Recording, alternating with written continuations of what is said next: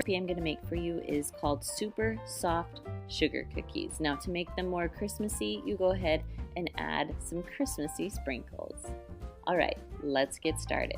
So first you're going to add 3/4 cup of butter and 3/4 cup of sugar. Now go ahead and blend that together really well.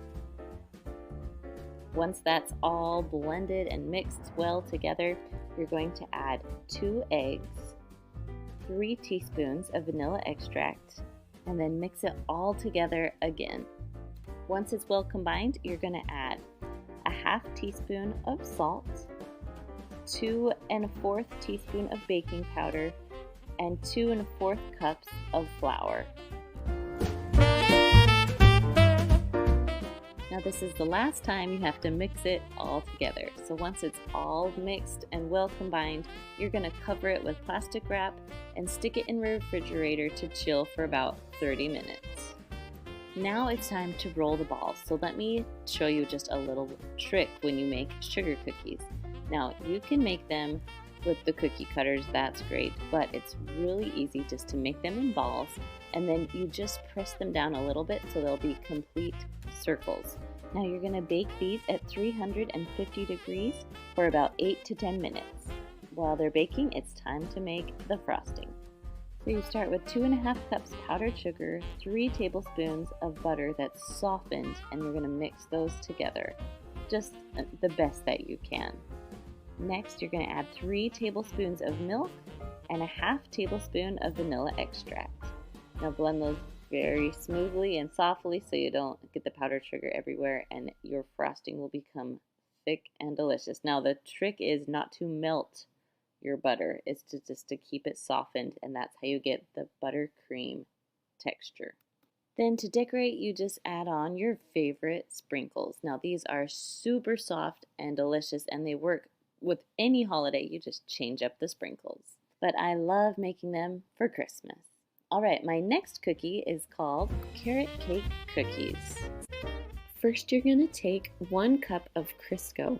Now this individual packaging is so nice because it doesn't make a huge mess. So I prefer using these. They are great. Then next I'm just going to add 1 egg to my mixture. And then after that, just 3/4 cup of sugar. Then you're just going to blend it together till it's nice and creamy. Alright, that looks good. Okay, I'm going to move this up just a little bit so I have some room. And I have been cooking 1 cup of carrots, so I've been boiling them with water and a little bit of salt. Then I drained the majority of the water, and I'm just mashing them up. You want it to be a nice texture, not quite like baby food. You want some chunks in there. So I'm just chopping it up, kind of like, almost like some chunky mashed potatoes. Once you're done mashing, they have to cool completely before you add them to your Crisco mixture.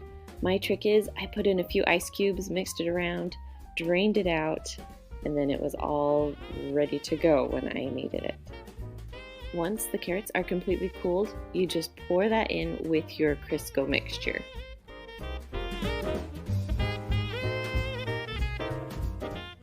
Next you're going to add about a 1/2 teaspoon of almond extract. You can do a few drops, but I love it, so I did about 1/2 teaspoon.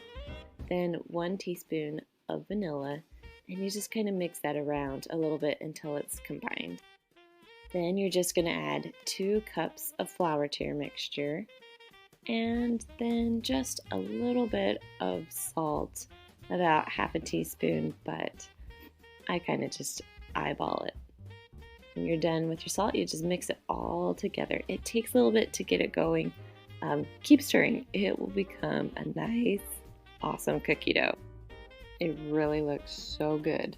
Okay, the secret with these is you have to chill them for about 40 minutes to an hour so then they get a nice plump look to them.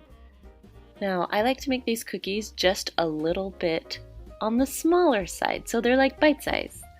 Then we're going to bake them at 350 degrees for 10 to 12 minutes.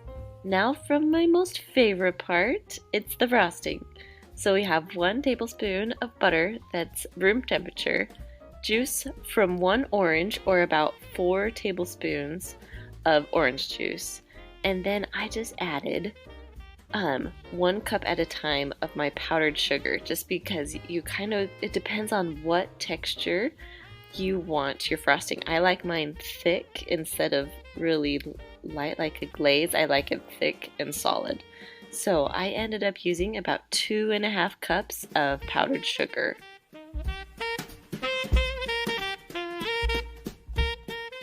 And now for the fun part, the frosting. So, see how my frosting's pretty thick? You could make it a glaze if you want to, but I love thick frosting. That's probably one of my most favorite foods. So then you're just going to frost all these little cookies. It should make about 60 little cookies. Here is the final cookie. My husband voted them his new favorites. Now this one is one of our most popular recipes on our blog. It's called Andy's Mint Cookies. So you have 1 devil's food cake, 2 eggs, and a 1/2 cup of oil. Now if you have kids, this is one recipe that they can help you make. Now you're going to stir this all together until it becomes a thick dough.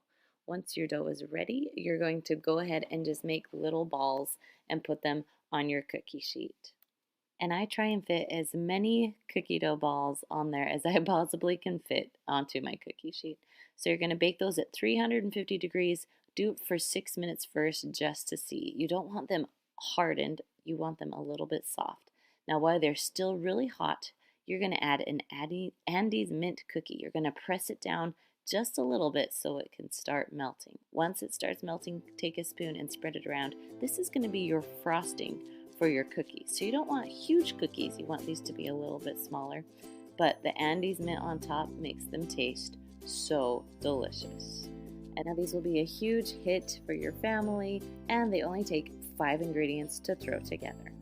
Alright, my next cookie is called Orange Creamsicle Cookie. Now you're going to start by adding 2.5 cups of flour, 3/4 teaspoon of baking soda, and a 1/2 teaspoon of salt. And you're going to mix that together a little bit and set it aside. In another bowl, you're going to take 1 cup of butter that's softened and mix it up. Add a 1/2 cup of sugar, a 1/2 cup of firmly packed brown sugar, and mix it together until it's well combined. On top of that, you're going to add 1 egg, 1 teaspoon of vanilla extract, and go ahead and mix that together too with your sugar. Once that's together, go ahead and add in your flour mixture. And then, just like we've been doing, mix it till it's well combined. Now here's where it gets delicious. So you're going to add 2 tablespoons of orange zest and then throw in 2 cups of white chocolate chips. You want to use white chocolate chips because it makes it taste so good. Now once that's all mixed together, your dough is ready. Sometimes I like using these little cookie dough scoops. You don't have to use this, you can roll them up in balls, but this makes it so they're all the same size and they're perfectly formed. Now once it's all filled, you're going to bake this at 375 degrees for about 8 to 10 minutes.